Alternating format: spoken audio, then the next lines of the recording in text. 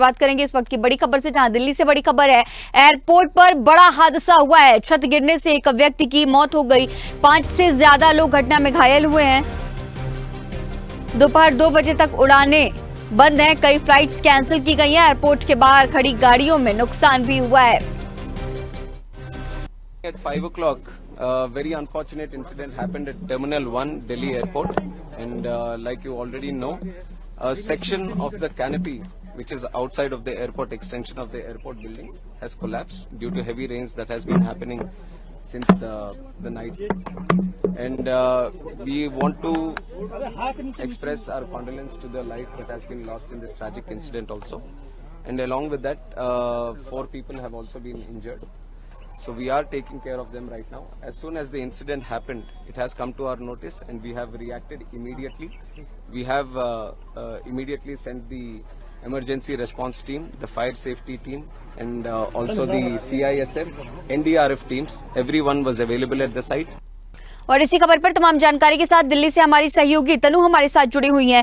तनु, एक बार इस बात का पूरा जिक्र करिएगा, विस्तार से बताइएगा कि किस वक्त ये पूरा हादसा हुआ दिल्ली एयरपोर्ट पर, और अभी तक जांच अगर हुई भी है तो उसमें क्या कुछ जानकारी निकल के सामने आई है।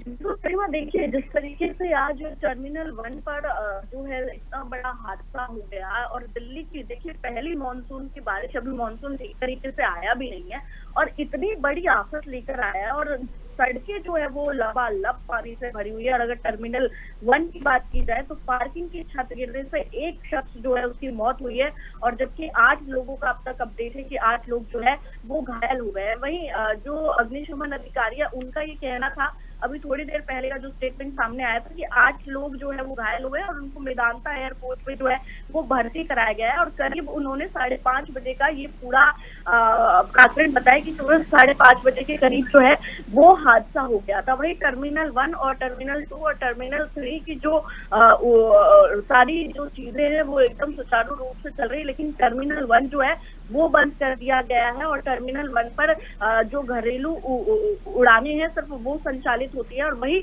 बंद कर दी गई है। और जिस तरीके से लगातार जो है इस पर निगरानी चल रही है, चेकिंग काउंटर्स जो है वो बंद कर दिए गए हैं। वहीं अभी एक स्टेटमेंट और सामने आ गया है।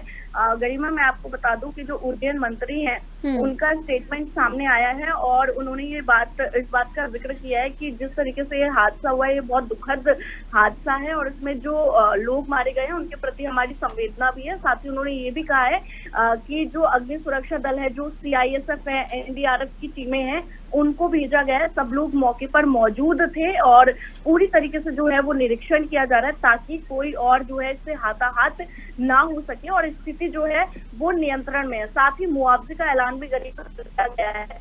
उड्डयन मंत्री की तरफ से मुआवजे का जो है वो ऐलान कर दिया गया है। मृतकों के परिजन को 20 लाख रुपए का मुआवजा और घायलों को 3 लाख रुपए का मुआवजे का ऐलान जो है यहाँ पर किया गया है। और साथ ही बड़ी बात ये भी है कि मेट्रो स्टेशन जो है वो भी बंद कर दिए गए हैं। सेक्टर 25 मेट्रो स्टेशन जो है उसकी एंट्री और एग्जिट बंद कर दिए, क्योंकि दिल्ली एरोसिटी मेट्रो स्टेशन से टर्मिनल 1 जो है IG एयरपोर्ट तक ये जो लाइन है वो है, तो इसको भी DMRC का नोटिफिकेशन अभी थोड़ी देर पहले सामने आया और सेक्टर 25 जो है वो बंद कर दिया है। लेकिन गरिमा, सबसे बड़ा सवाल ये खड़ा होता है कि आखिर क्या मैनेजमेंट इतना खराब था जिसकी वजह से ये इतना बड़ा हादसा हो गया, क्योंकि वहाँ पर बहुत सारे ऐसे भी। और चलो, ये भी जानकारी मिली है कि ये नया हिस्सा था, जो छत गिरी है वो नया हिस्सा था एयरपोर्ट का।